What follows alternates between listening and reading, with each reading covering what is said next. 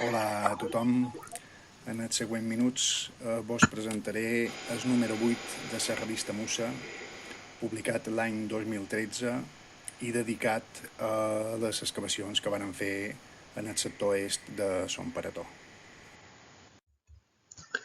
El primer que vull destacar és que és una feina col·lectiva en la que hi varen participar una vintena d'investigadors i que la publicació va estar coordinada i editada per Magdalena Sales, Miguel Àngel Cau i jo mateix.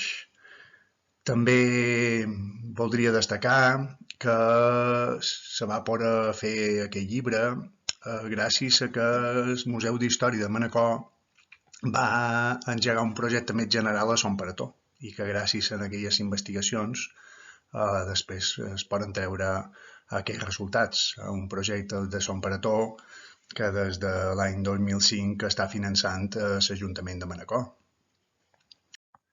Entrant ja en els continguts del llibre,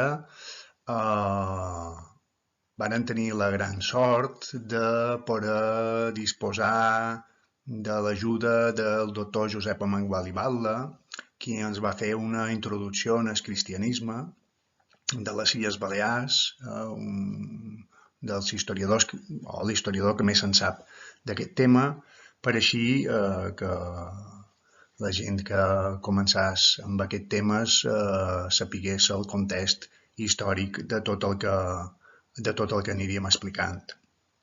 Després ja entram a una sèrie de capítols que estan dedicats a Son Parató, des de les excavacions que havien començat ja l'any 1912 i fins a les excavacions fetes per nosaltres a partir de l'any 2005.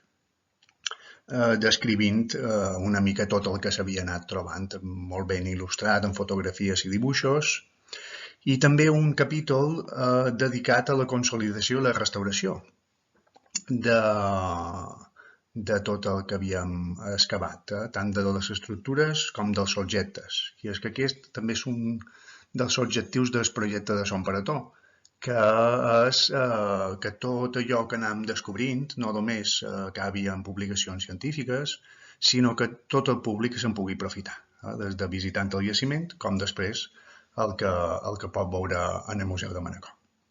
Bé, a la figura aquesta d'aquí baix podeu veure quin és aquest sector oest de Son Parató i a la part més alta la basílica. El següent capítol està dedicat específicament a aquest projecte d'adequació i difusió del jaciment aquest de Son Parató i després ja passam a la interpretació del que s'havia trobat, també amb tota una sèrie de capítols dedicats als materials. També una de les característiques d'aquest projecte és que procuram estudiar tot allò que trobàvem a l'excavació. I aquí es pot veure des d'estudis de la ceràmica, estudis de les monedes, dels objectes metàl·lics, de les restes faunístiques, de les restes humanes. Tot això és el que després ens permet fer aquestes conclusions de tot el que s'ha anat trobant. També aquí voldria destacar que van disposar de grans especialistes, com per exemple la doctora Gisela Ripoll per materials metàl·lics o la doctora Teresa Marot per les monedes, dels especialistes més importants amb aquests temes.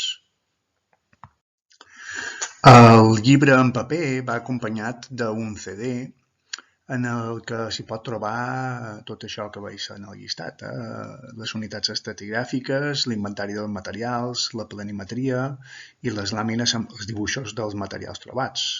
Els dibuixos m'agradaria destacar els que va fer Miquel Trias, un autèntic artista per aquestes coses.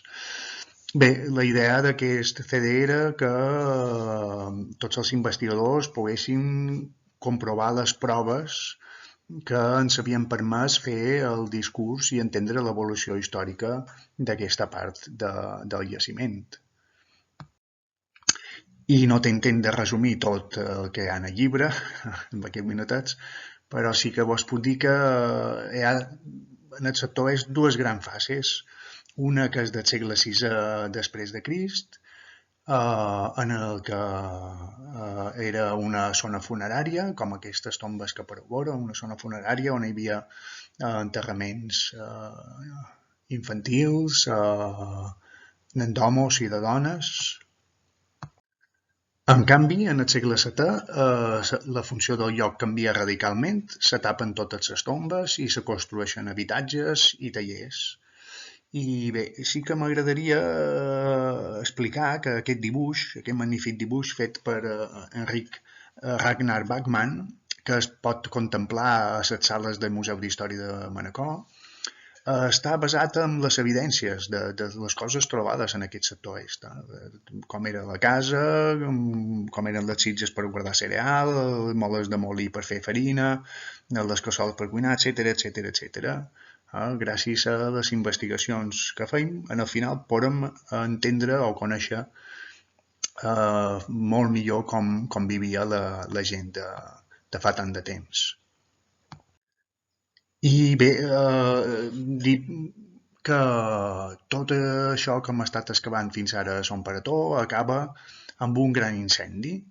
En els nivells d'aquest gran incendi, per exemple, se van trobar aquestes ceràmiques que són les que ens permeten dir que aquest incendi va ser molt de final del segle VII o ja del segle VIII, més probablement del segle VIII.